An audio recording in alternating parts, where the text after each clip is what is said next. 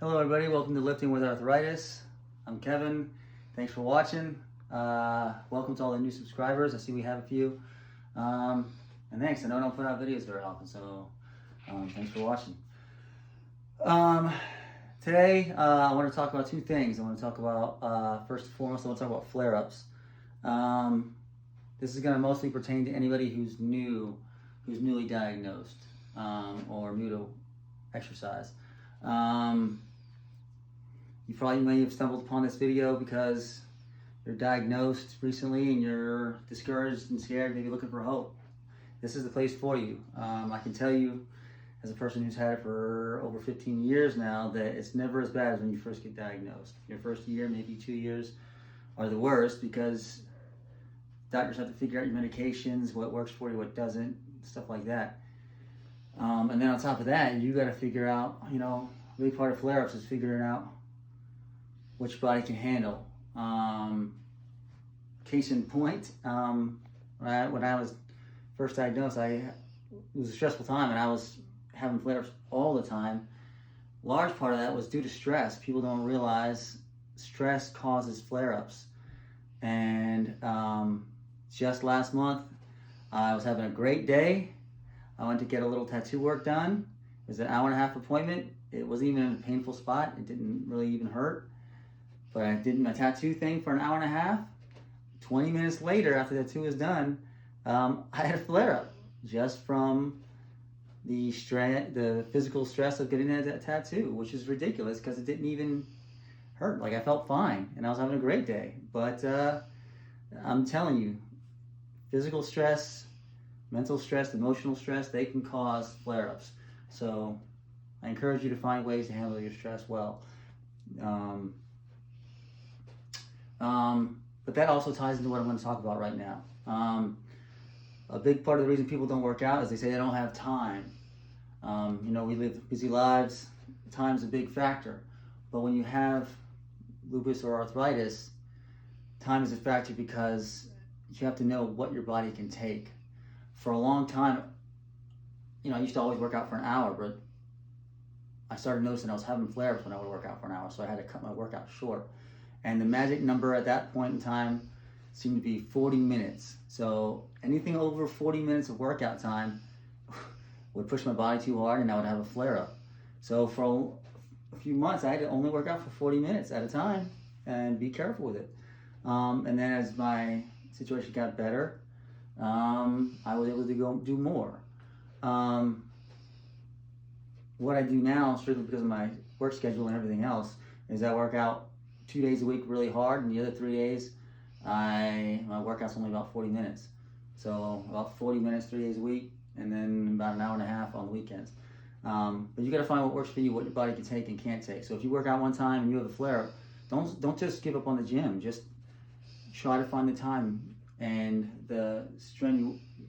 how strenuous you can actually push yourself. Because you can do it. That's all I'm here to say. You can do it. Just find what works for you. Don't give up. But what ties in with that is what I'm talking about today. Maybe time is a factor. Maybe you're new to working out. I want to do a little series about how to get the most bang for your buck. If you only have 10 minutes to work out, 15 minutes to work out, this is going to be a great tool. I'm going to do one today about shoulders, and I'll do another one later for other exercises, other body parts. When I hurt my back's doing great now, by the way. If you didn't see my last video, I encourage you to check it out. My back is at 100% for the first time in about 10 years. It feels great. Yeah, I encourage you to check out my last video. But when I hurt my back about 8 months ago, I started doing nothing but push-ups and pull-ups to take it easy on my back. And then when I did start getting back into the weights, this is how I trained myself to get back into it. And it worked so great that I have to share it with you. And even now, if I have a day where I'm super busy and only have 15 minutes to work out, this is what I'll do.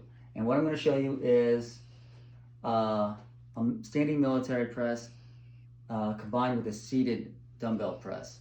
My very first video, I believe, was on the seated dumbbell press. But there's some little tweaks I'm going to show you in this. I suggest you try. You would start off by doing 3 sets of the standing military press. I recommend that, and I recommend going ultra light until you got your form right, and you can do. What I was doing is I was going to 15 reps, and then when I got to 3 sets of 15, I would increase the weight a little bit and slowly do that, and that worked fantastic for me. I strongly suggest you try that. But the key is working on your form. I say do standing before you do seated, because standing focuses your whole body on the stability aspect. It's really good for your core, for balance, and it works your whole body, but focused mostly on the 3 heads of your shoulders. And the key is, when you do it, you gotta take the weight, you hoist it up safely. Try not to, do one of these numbers. Keep your back tight, hoist it up, and then go up. But when you go up, the key is, when you go up, what I found I used to do, it was bad for your back, is you go up, and see that angle? You go up, and my arm goes sideways. You go up, and you start to do that. You're robbing yourself of your strength. You're robbing yourself of your stability, and you're endangering your back. So what you want to do is, when you go up, go straight. You should have a straight arch, up like that. So almost so you have to move your head out of the way, and it looks like you're pushing your head forward, but you're not. You're just straightening your back.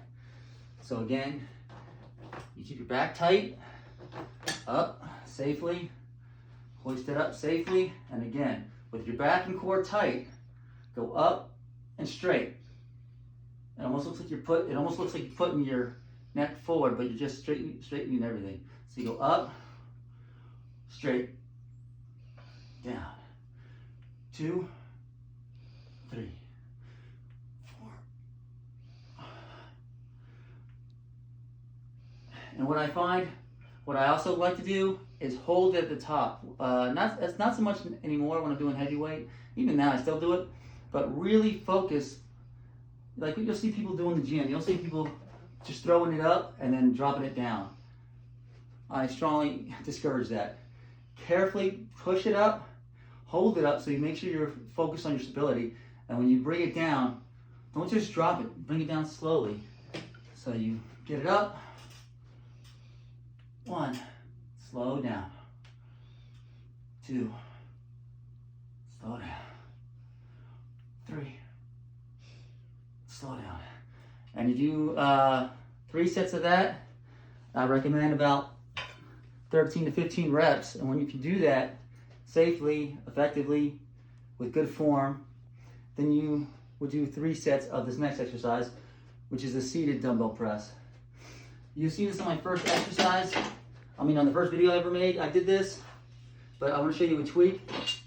So first off, make sure your bench is as straight as it can be. You want your bench all the way straight. So your seat is straight up and down. When you do it, try to find a good angle for you guys to see. And again, I said standing first because you work your core. But when you do it seated, you can generally do more weight seated because you're taking some of the stability out of it. The bench is kind of stabilizing you quite a bit. So most people can do more weight seated with dumbbells than standing. But because you're using dumbbells, you're balancing more with your shoulders than you are with the barbell. So you just push it. What you're gonna do, instead of like in my last video I showed you, you start off like this, straight out, and go up. Now you can do that, and you can do that for years and years and years. I have. I just feel like it's safer for the shoulder, from everything I've seen and everything I've read in the recent years, to start off like this. Instead of starting out like this, you start off like this. That's with your natural bone structure. You sit like this, and then go up. And as you go up, then go sideways. And then when you get to the top, you just like you did standing. Make sure you're 100% up and down. And touch. And what I like to do, you don't have to, what I like to do is touch the top and bring it back down. And the reason I do that is it focuses more on the movement and stops you from, like when you see people do it at the gym, you see people and just banging them out and not focusing on the form and the mind-muscle connection. Focus on what your muscles are doing while you're doing it. So straight up and down, up touch, down. Instead of like my first video you saw, I did this. Now you can do that, but again, I feel like it's safer for your shoulders if you do this, up and down, straight up and down, curve, up, 2, 3, 4. That's it. If you do 3 sets standing and 3 sets seated, your shoulders will get a great workout. And because you're doing them standing and seated, you're focusing on the stability, focusing on the form. And you can do 3 sets of seated, 3 sets of standing. You can do them both in I think I was doing it in about 10, 12 minutes. You can take longer than that, obviously, if you need to, between sets. You want to rest more. I rest for about a minute at the very most. Again, focus on the form. And the good thing about this, again, it comes down to time. Time can be your enemy if you've got a busy life, but if you have lupus or arthritis, it can be your enemy because you don't want to work out too long and too hard and cause yourself to have a flare and ruin the rest of your day. So figure out what works for you. Stay motivated. Stay in the gym. This thing I'm showing you, you can do this twice a week. And then you can pick another body part to do twice a week, and so on and so forth. That's all I have for you today. Thanks for watching. I hope this helped. Thanks for watching. God bless.